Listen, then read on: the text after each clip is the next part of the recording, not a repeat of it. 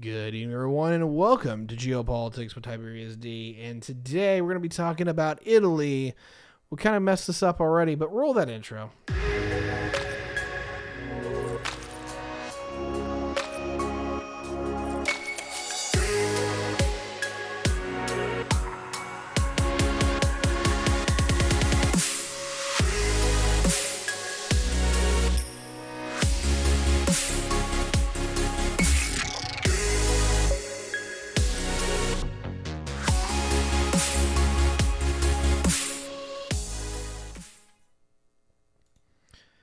Good evening, everyone, and welcome back to another episode of Geopolitics with Tiberius D. Today we're going to be talking about the wonderful state of Italy, where it's going to be quite interesting. We're going to be trying a bit of the new format that we were going to be working on for Season 3, and we keep extending Season 3 because there's a lot of content we still have yet to do.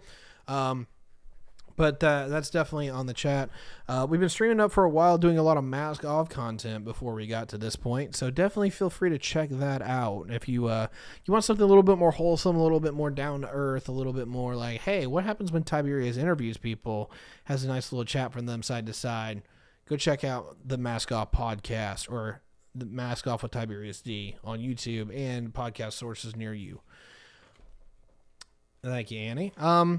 So yeah, we're gonna be talking about Italy, and before we begin, just to let you guys a reminder, I got a shill. I hate to do this, but I got a shill. Right? Is that Geopolitics with Tiberius D is brought to you by Fallen Or, Andy Wagner, The West Dude, Julia, Drew, and Samantha. We appreciate all your guys' support because without you, this just really isn't worth doing, to be honest. And yeah, we're changing things up and. We're not quite where we like to be. Twitch has not been as rewarding as it used to be, but the tips are up. If you want to help us out, usually at the bottom of your YouTube is that you can find a link to the tips, and that's very, very easy to use as long as you have a PayPal. Very easy to fire off. Just send us $5. Help us out a little bit because that means I have to worry less about the finances, and that means I can upgrade more into the show. I can put more time into it. That's the end goal. I want to give you guys more high quality content, and that means I can read books. I can do other stuff besides just worrying about work, or at least getting some of my other things done. So without further ado, let's talk about Italy. So its name is kind of comes back from Italia, which is basically the Roman Latin name that for Italy that's been around for a very long time. Very much something that is not transformed, unlike any other names throughout history and throughout language. And Alley Cat, thank you for the sub on Twitch. We appreciate that. Has been subscribed for 10 months. 10 months. Yeah. Ooh, that's rough, IPA. That's rough. Anyway, getting back to this. So Italy is based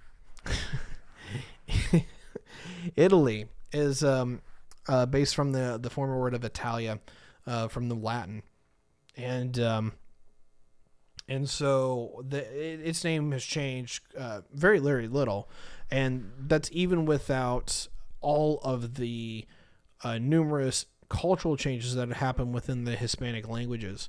Or not Hispanic languages, the Romantic languages that are built off of Rome itself.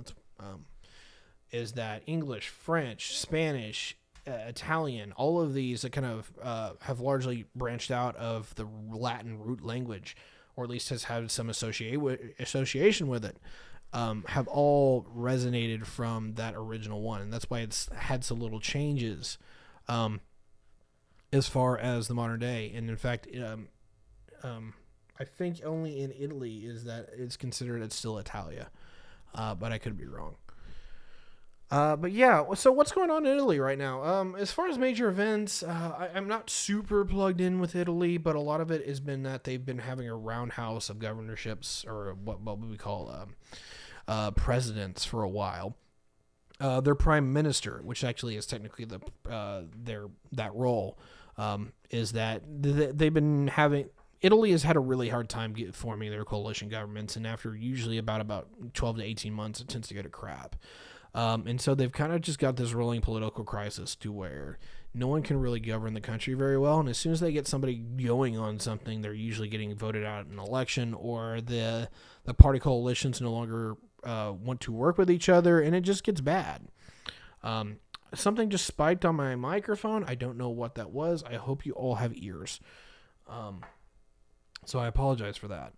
But yeah, basically Italy's going through a bit of a political crisis, and it doesn't have very stable government, and they don't know what to do with that. And for a while there, back during the Trump years, a lot of people were talking about how right-wing Italy got, and it got pretty right-wing there for a while, and they were literally shooting immigrants that were refugees and immigrants that were coming across the Mediterranean. They wouldn't take them anymore, and they openly told their Navy put shells through them.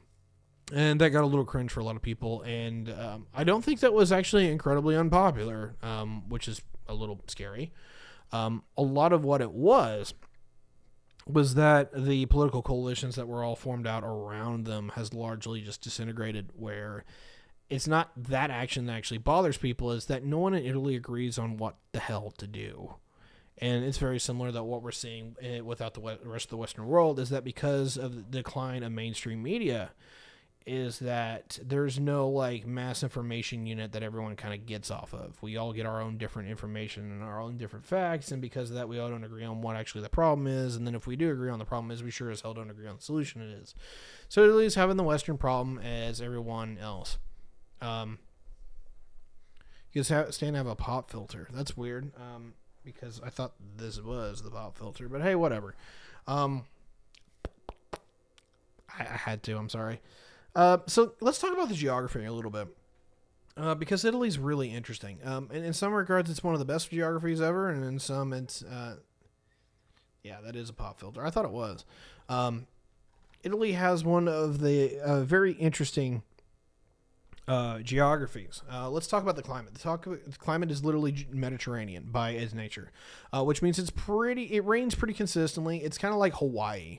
It's semi-oceanic in that it will rain pretty consistently, and it will have a general warmer climate that is like subtropical, if not tropical. Depends on what part you're in. If you're in northern Italy, this isn't so much the case, but it is. It tends to rain quite a bit depending on where you are. And Italy's weird. Its climate is quite different between the north and the south. We'll talk about that here in a little bit in the topography, but largely the northern part, particularly the Po River Valley, is largely what we see in northern Europe to a large degree, just south and warmer. And then you have the southern part, which is actually a lot more like Spain, is that it's a lot more hilly, it's a lot more mountainous, and it has a lot less rain. Ironically enough, even though it's surrounded by water, it actually doesn't get enough rain. A lot of these areas are semi-arid. But in the topography, you have three major regions of Italy. If I'm going to be putting this, number one in the north is the kind of the heart of Italy. Truthfully, at least if we're talking about a formal state, in the geography that made a former state, and that's the Po River Valley. And this is the valleys that fill Milan all the way down to Venice and anything in between. Those are this is all built on this massive river system, the River Po, which is quite sizable and easily the largest in Italy.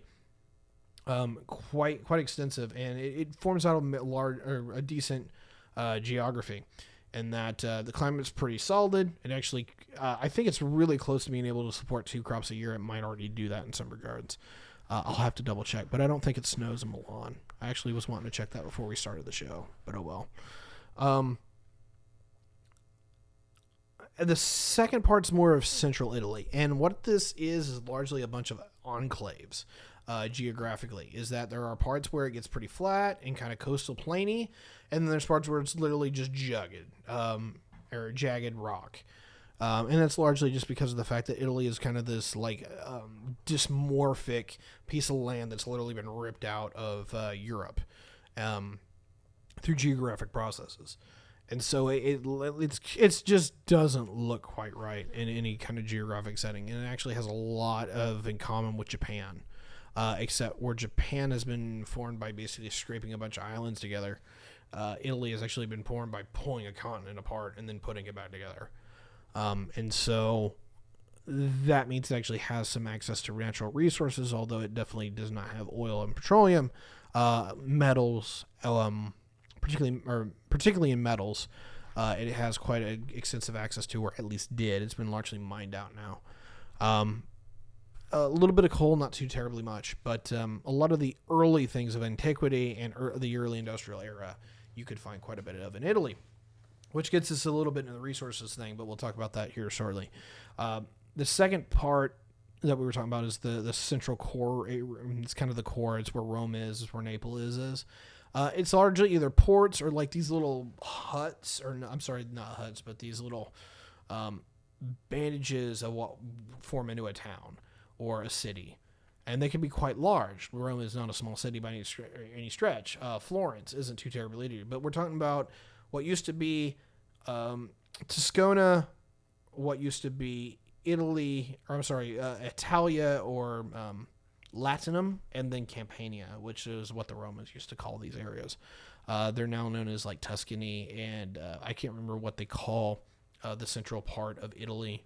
But then you got the Neapolis region, which is basically everything around Naples.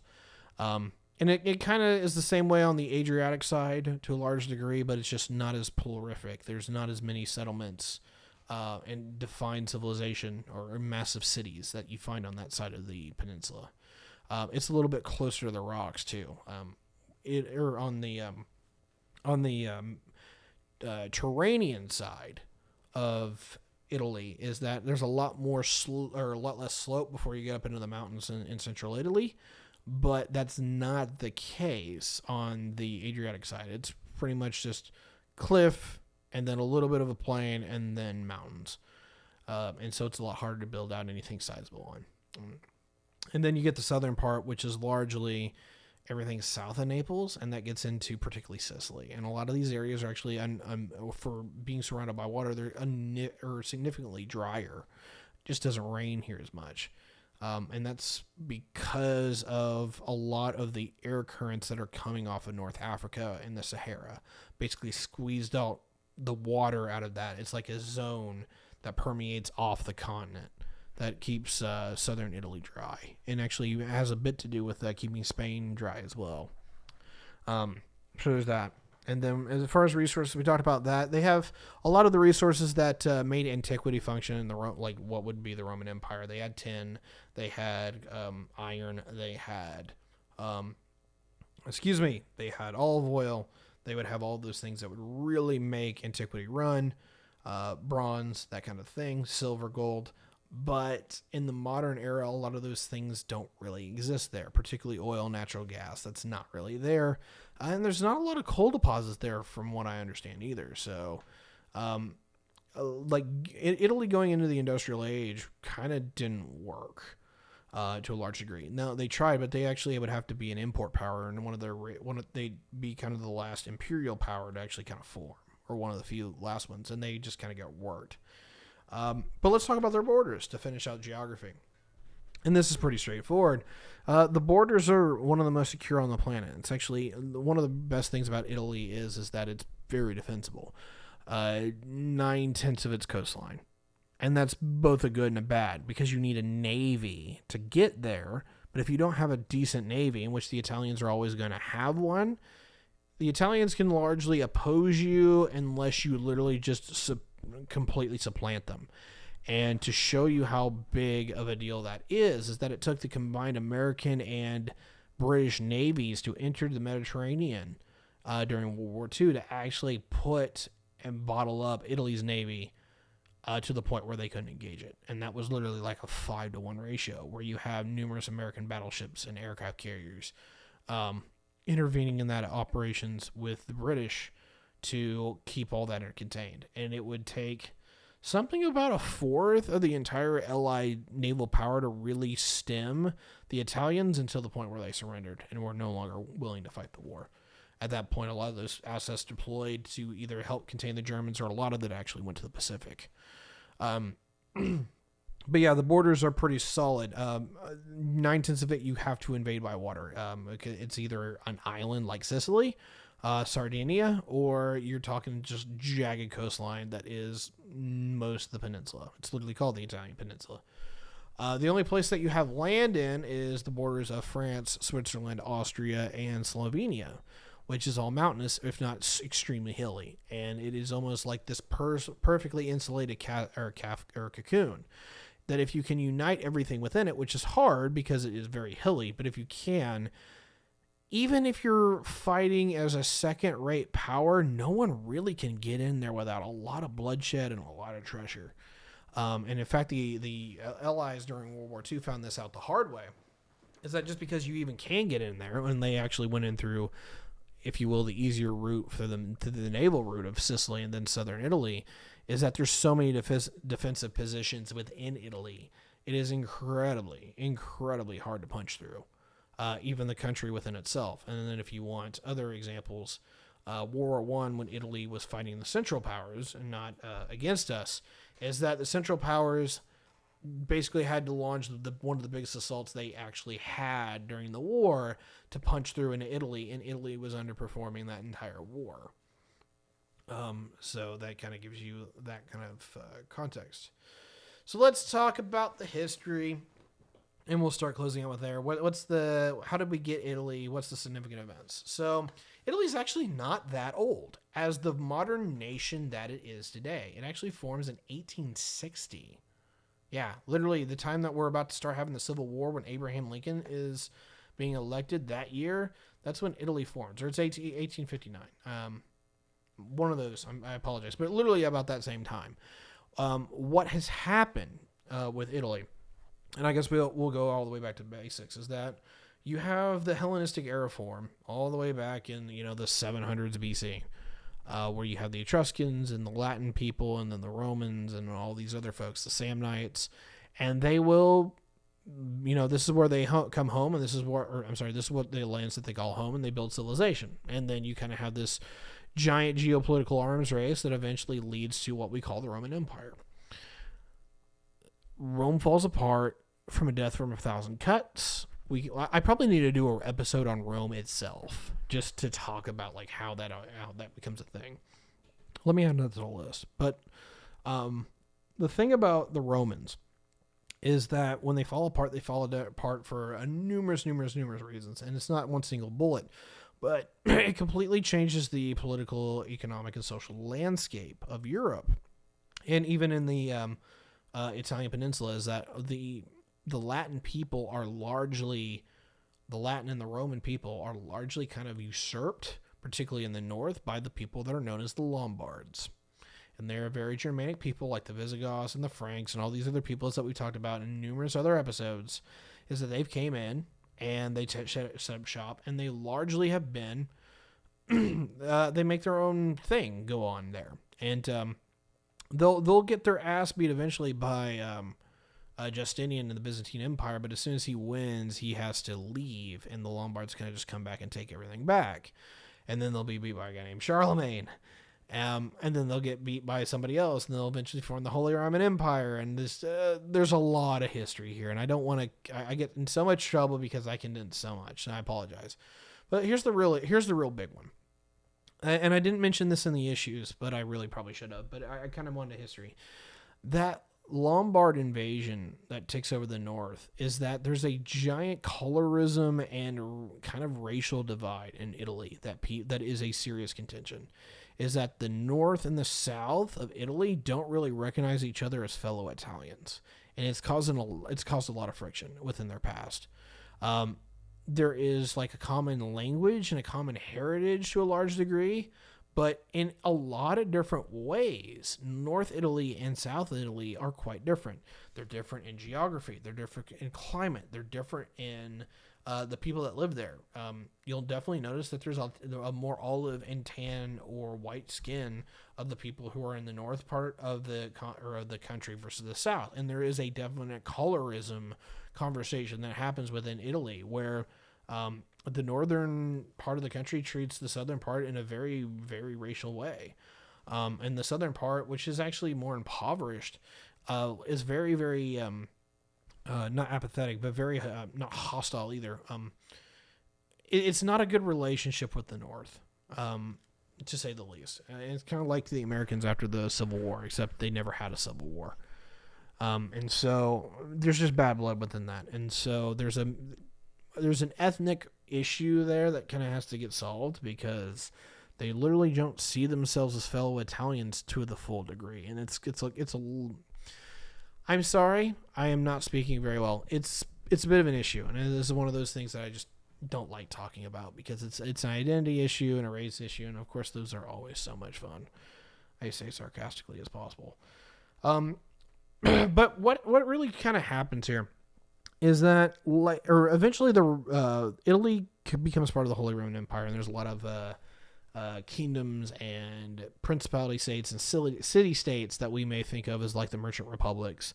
Venice, Milan, Genoa, Florence. If you're familiar with the early Renaissance history, this is that time where you have all these city-states combining for influence. And eventually some of them kind of win, and then some of them get supported by an outside force or get taken over. France actually invades Milan at one point and takes over northern Italy. And then you'll have Austria come in and take part of northern Italy. And you just have the region kind of trading blows from here on out. But eventually what will happen is that you'll have a lot of what happens to Germany, where you'll have the consolidation of power, you'll have the consolidation of these states into bigger and bigger states, and eventually you have the era of nationalism that kind of usurps all these divisions, and you have Italian pan-nationalism, which is basically anyone who is Italian should make their own state. And it takes them about 30 years to really get it off the ground, but once it really happens, it happens, and all of a sudden it happens pretty quick, and it's largely thanks to France beating up on the Austrians and supporting a little kingdom called Sardinia Piedmont, that it eventually becomes the Kingdom of Italy. In fact, the current flag comes from that kingdom. And so this happens 1859, 1860 is when Italy becomes its own modern nation. So yeah, it's actually only 10 years older than Germany. If you remember that episode, go check it out. But yeah, they eventually pull it all together and they make a modern nation. And ever since then, they've been kind of having a rocky thing. They joined the Imperial Club. They took over Libya from the Ottomans, about 40 years later. But they really didn't even get into the Imperial game until very, very late. They had a few possessions in Africa. They were the last to take over a nation in Africa, and that was Ethiopia in 1935-36. And then they just get their ass beat in World War II, perform miserably. To make something very clear here, if you guys care about your military history, the Italians were not incompetent soldiers. That's a lot of the thing that's kind of marketed here in the West, is that it was the soft underbelly. It was, but it wasn't for the fact that the Italians didn't want to fight. There is some examples of that where they clearly weren't as motivated as some other nations and the Germans on the Axis. But what really was is that I've seen numerous memoirs talking about this, to where what it really was is that the Italians were not equipped with proper military weapons to a large degree. A lot of their stuff was old, it was faulty, and literally a lot of their stuff that we talked about, that resource shortage, that really is kind of what we're dealing with here, is that it's really hard to develop a modern industry in Italy because of all the things that you kind of need to reach out in the world and grab and pull it back together and develop into a modern industry. And so Italy would drop most of its resources into its navy, which was a smart move, but eventually it would get it usurped. Its army was literally fighting with World War I style weapons in World War II, or like 1920s era weapons in World War II. And so from the memoirs that I read from the British, is that they were actually quite competent. They could put rounds down range. They could actually hit you with artillery very accurately. It's just the artillery was small, dinky, and didn't work right. And there's numerous testaments I read from British memoirs saying that if the Italians actually had proper equipment, they'd all be dead. So don't sell the Italians short. They can fight. They can participate. They just need somebody to build their stuff for them. In fact, there's a joke about Europeans there. If you ever want to be in hell, you'll have the Italians be the mechanics. But anyway, somehow this has only been 24 minutes. I don't know how. I feel like I covered quite a bit of history. I must be talking really, really quick or something. But yeah, chat, let me know. If you have any questions about Italy, since I don't have a co-host, feel free to fire that off. There's plenty of stuff that I've glossed over, haven't covered. that we can hit it. And we don't need to do a full hour episode. We might just kill it with a half. But yeah, chat if you got me. Shout it out. Let me know if you guys have any questions regarding Italy, and we'll talk about a little bit as we wind it down. Let's get that notepad out of the way. Oh man. Just waiting for chat for just a second here. I might kill it off here in just a second if we don't see anything from them. I know a lot of our friends like to lurk and just listen, and they'll watch it on YouTube later. Doesn't happen a lot. And there's nothing on the printing table, so like I don't know, maybe my stuff went dark. But anyway, I've been Tyberius Z. We've been talking about Italy. If you have any questions, feel free to contact me on LinkedIn, on Twitter, on Facebook. You can find me on all those wonderful things. If you have any questions, I can get those answered for you, or at least point you out to somebody who can. We've been talking about Italy, of course, and let me check the schedule real quick to see what we're starting with next. Next week when we return for Monday, of course, you'll be listening to this on Monday if you're listening to this on the podcast or on YouTube. We'll be recording on Twitch macroeconomics for wealth and trade, the chapter on macroeconomics. We skipped that last week. We're going to bring that one back, and then we'll be talking about Greece and the end of liberalism, followed by a veterans panel. So yeah, this is going to be very interesting. I hope you guys very much enjoy that. Go check out my other work, Mask Off. The Mask Off podcast, where podcasts can be found, or you can look up the Mask Off or Mask Off with Tyberius D and check out all the wonderful down-to-earth conversations that I have with as many people as I do. Anyway, it's been a pleasure. I hope you have a wonderful day, night, whatever time it is for you guys, and we'll catch you next time.